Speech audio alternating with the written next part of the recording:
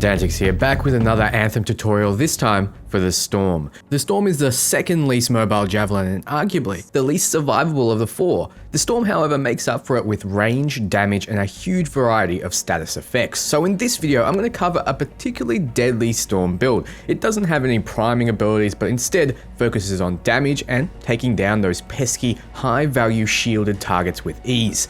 The Lightning build. First though, the competition to win a copy of Anthem is nearly over. Get in with the link below. My Discord is there for you to find others and play with like-minded individuals. It also has a place to discuss builds, show off your fails and wins, and more, so take a look.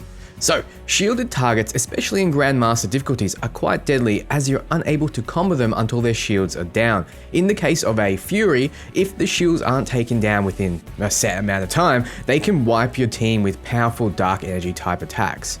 In a balanced party, having a javelin that focuses around taking down shields is especially useful. It just so happens that two damage types do bonuses to shields. Ice does a 25% increase to shields, and electric damage types do a massive 50% increase. This lightning build, however, also has the benefit of doing extremely high amounts of burst damage. So let's run through the pieces you need first, then their masterwork versions. After, we'll run through what you can add to supplement your build and their masterwork versions. That will be the ultimate chase for you endgame, getting masterwork versions or legendary versions of each piece. Keep in mind that legendary versions have slightly better stats than masterworks, but are essentially identical. So first and foremost, and probably key to this build, is Arc Burst on the Focus Seal section, which is bound to your E button or right bumpers. It's an extremely highly damaging and electric-based ability. It has a 10-second cooldown and bounces to two nearby targets. The range on the bounce seems to be fairly forgiving. The Masterwork and Legendary version make it so the hits, including bounces, set off electric explosions which seem to do almost double the damage output. More electric damage means those shields are toast. This ability is absolutely amazing for destroying shields. Any rarity version of Arc Burst once found should be equipped, even common. Completing missions with the ability equipped will unlock the ability to craft uncommon versions, then rare, then epic. You want the ability to craft these as it will be your primary way to keep the build going while you're leveling and while hunting for masterwork versions, but I'll touch on that soon. The ability you want in your Blast Seal slot is Lightning Strike. This is obvious, you start with it and you might not ever need to change. It's a massive area of effect attack that can be placed where you want if you hold down the button. It's the Q button on the keyboard or the left bumper on your controllers. The ability detonates primed targets, so keep an eye out for frozen targets specifically, and if one of your teammates has an ice primer, because detonating a primed effect as the Storm spreads that effect to those around it, and spreading freeze is very valuable and quite easy with Lightning Strike. The main purpose though is that it can hit multiple targets with a large amount of electric damage. Spreading is just a bonus.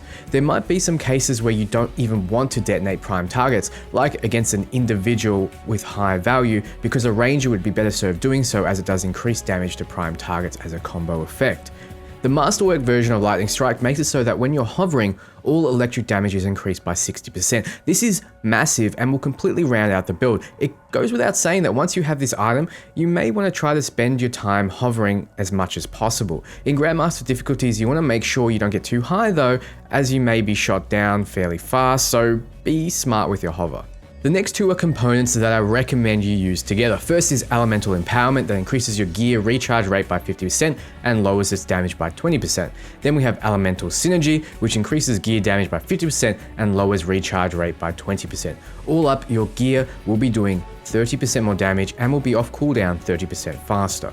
Not bad when they work together, but you can just choose one for the 50% increased damage or the 50% faster recharge rate, but you'll need to sacrifice either recharge rate or damage for it. The Masterwork and Legendary versions of these are kind of where it's at though, as the Elemental Synergy component will also give your Q or left bumper ability a 50% damage increase while your E or right bumper ability is on cooldown. That's the order you want to use your abilities as well. Arc Burst typically first to burn down those shields, and Lightning Strike to kind of take out the stragglers. Giving your strike a massive increase is very needed. In the final necessary piece to the Lightning build is the Lightning Bolt of Yevenia Marksman Rifle. This is a single shot, extremely accurate and long range rifle that excels at picking off targets at medium and long range and hitting weak points. The main draw though is that it has a 33% chance to deal high electric damage to the target you shoot. This electric damage gets all the bonuses that you have, especially all the electric damage increases. It also hits shields with that extra 50% and well, it just looks really cool.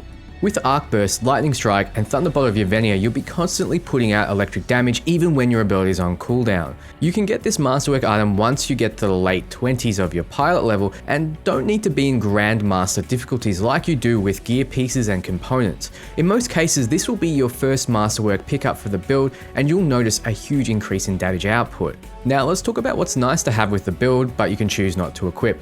So, the Masterwork Assault Rifle Elemental Rage. When hitting elite or above enemies, you get an increase of 5% elemental damage, stacking 20 times to 100%. This is a massive increase to elemental damage, but does require you to use a gun that's slightly weaker physically than the Thunderbolt of Yevenia, and does require you to build up charges. I find using the Thunderbolt instead puts out more damage between ability casts, but you can try using both and see how you go. Though using another Masterwork item that provides a bonus while not having it equipped might serve you better, like some of the Raptor Sense ones. The Lightning Inscription Storm component definitely helps with this build as it's a flat 5% increase to all electric damage, but the build up portion is not as useful as you don't have any priming effects. Realistically, a component with a plus lightning damage to it will most likely provide you more, but it really doesn't hurt having this. The Masterwork and Legendary versions of it though increases electric damage by 60% if you get a sniper rifle kill. If you have this and the Masterwork or Legendary Lightning Strike, that's a 120% increase to lightning damage as long as you kill a scrub enemy beforehand and are hovering. This does require you to use a sniper rifle, and I'd argue that Thunderbolt of Yevenia is a much better weapon for the lightning build because a sniper, like Wyvern's Blitz, only serves to increase damage while hovering, and hitting weak points doesn't help with your abilities. Though it most definitely doesn't hurt having it on anyway, as you do have a limited number of components that you can actually earn, and you do have 6 slots to fill. The support slot though is really up to you, but favor those high value modifiers like +2 electric damage. Quickening Field is great if you know you can park your ass on a spot and throw out your abilities, but in most cases I would recommend getting Wind Wall to give you a bit of a buffer when you're trying to repair fallen allies, but this again is personal choice. So with all those items in mind, you want to keep Lightning Strike and Arc Burst equipped, occasionally crafting the highest rarity versions to boost up your own power.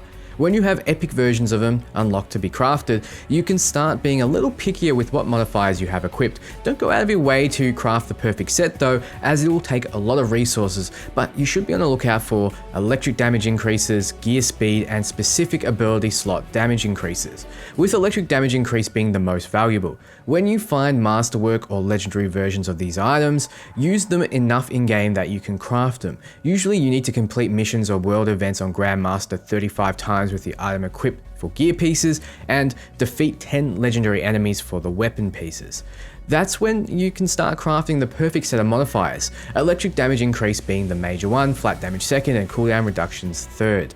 For particularly hard content, you might want to consider making a few lightning sigils, as they increase lightning damage by a percentage of base damage and increase your own resistances, and can really make the difference. The idea of this build is to be in the backlines, providing lightning support to the team. You have long range with your abilities and your weapons, so make use of it. Hover where you can to get the shield resistances and regen, as well as boost up your damage when you have the Masterwork. When you see scouts, those are your primary target. Use Arc Burst to take down their shield and finish them with a Lightning Strike or your Marksman Rifle. You may opt to save your Lightning Strike if a member on your team has an ice status effect so you can spread it around, but don't go out of your way to save the ability if not. You are a damage dealer and you are good at taking out targets that most others are not. Targets which cause the most problems to your team, so your role is an important one. You don't though want to put yourself at risk. There's a lot of action happening ahead, then maybe stay back and let the others go in first. Try to avoid being the target of anything except maybe the scouts, which you can dodge with the right timing. You need to keep in mind that you're most likely the squishiest javelin on the team, and putting yourself at risk doesn't help anyone. You need to be alive to pump that damage out and get rid of those priority targets, and well, put down wind walls and repair fallen teammates. The build is not particularly good at taking down enemies with armor like your Scar Heavies, but it's not bad at it either, as the Thunderbolt of Yevenia actually strikes through their shield wall, and you also have high DPS. Also, it's very likely that a Ranger, Colossus, Interceptor, or a Storm that's built around fire damage is there to deal with armor just fine. Turrets are also a problem for you, so they'll shoot you out of the sky and be difficult to destroy.